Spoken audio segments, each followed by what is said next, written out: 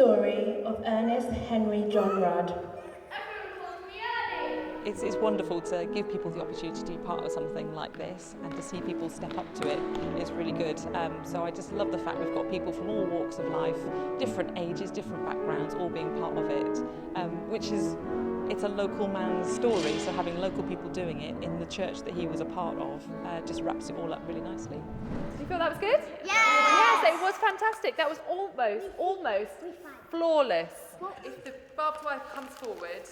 And I knew it was going to be a mixed community cast, so trying to pitch it somewhere where everyone can totally achieve it, not expect more than people are capable of, but where people are wanting to develop themselves, give them extra roles and responsibilities. So it was quite a fluid process. You know, as people wanted a bit more, a few more lines and stuff, we kind of said, great, we'll give you this part, and people really sort of rose to the occasion as well, and I gave them things to do. They were excited, so yeah, it worked well.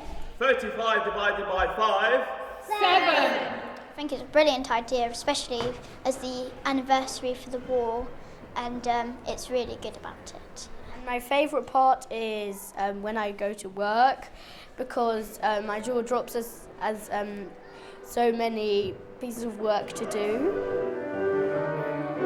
I found it really challenging, but I've really enjoyed it. Once you get to know the script, I think Act 1 is my favourite because we get to see more of Ernie and his home life, and I prefer that a lot more than the fighting scene.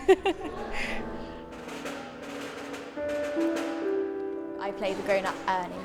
It's really hard when we're like building the trenches and when we're having to pretend that we're actually fighting real Germans.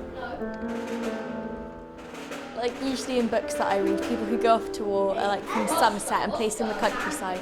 And even though I know that people from here did come, like I didn't know about anyone or know any true stories about people who went off to war. But now that like I know so much about Ernie, I feel that I really understand how it all was.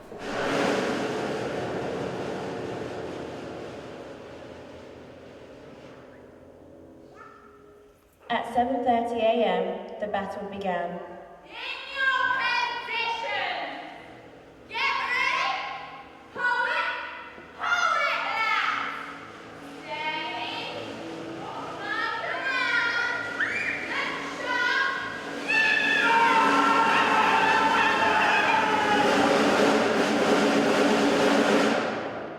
There's the bit where they all stand up and light a candle and take a moment to remember Ernie.